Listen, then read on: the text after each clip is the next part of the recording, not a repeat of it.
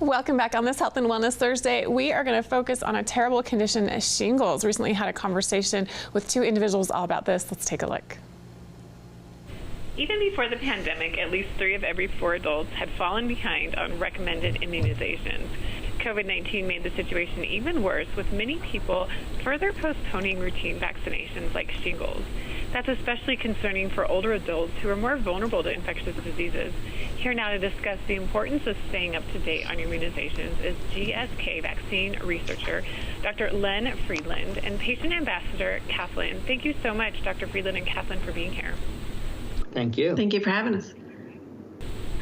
Dr. Friedland, what does the latest research show about adult vaccinations during the pandemic?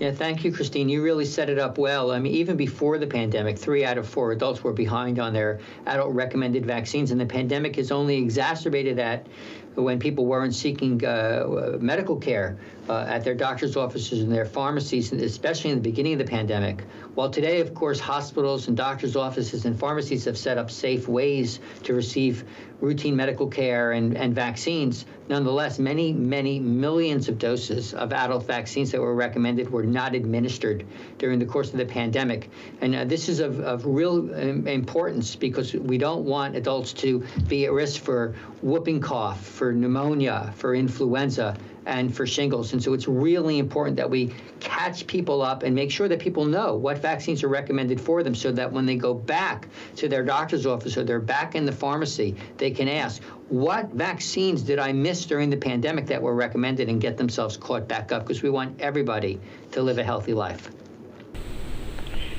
And Dr. Friedland, what exactly is shingles and who's at risk for it? Yeah, so virtually everybody over the age of 50 in the United States is at risk for shingles. In fact, 1 in 3 people over the age of 50 will have a case of shingles in the course of their lifetime. And the reason for that is that the disease is caused by a virus, the herpes zoster virus. That's the same virus that causes chickenpox. But chickenpox and shingles are 2 different diseases. So what happens is that we get chickenpox when we're younger. In fact, 99% of people over the age of 50 have evidence they've had chickenpox here in the United States. While the chickenpox disease goes away, the virus stays in our body. It essentially goes to sleep in our nerves. As we get older, especially over the age of 50, our immune systems begin to decline, and this allows the virus to wake up. In 1 in 3 people, that virus wakes up and begins to travel down the nerve. The nerves go to one side of our body, and as it's traveling down the nerve, it can produce this very painful, blistering rash, which Kathlyn will tell you about in just a moment. However, the painful, blistering rash typically lasts 2 to 4 weeks and can be very debilitating, as happened with Kathlyn. But in about 10 to 18% of people, the pain persists for months, if not for years, and that can be truly life-altering. So that's what shingles is, and that's why virtually everybody over the age of 50 is at risk, and that's why vaccination is recommended for all people over the age of 50 to protect against shingles. Kathlyn, what can you tell us about your experience with the disease? Well, I woke up one day with a new bump on my nose that wasn't there the night before.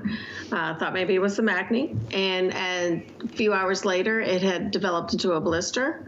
And by the end of the day, the blisters had spread across my face and started to become very painful, kind of like someone's pricked me with a pen.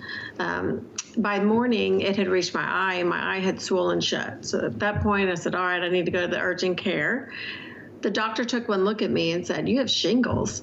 I was completely shocked, had never even considered it. I was just barely into my 50s and didn't think it could attack my face. I had to manage the pain and stay home from work, being around family for a couple of weeks. As the pain subsided, that it then the blister turned into scabs. So then now I have another week of hanging out at home because of the scabs, and they're not very pretty. And even years later, now I have scarring from it. I have some tingling around the eye.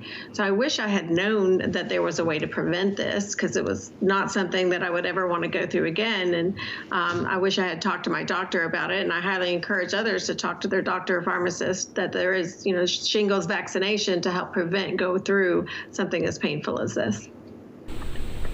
It sounds miserable. Dr. Friedland, what is the key message you want to leave our audience with today?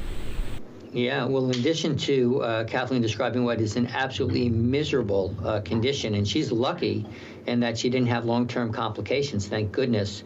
The key message is that for people over the age of 50, speak to your doctor, speak to your pharmacist, and ask about the vaccine to help protect against shingles, because vaccination is the only way for us to reduce our risk to develop shingles and to prevent its long-term complications.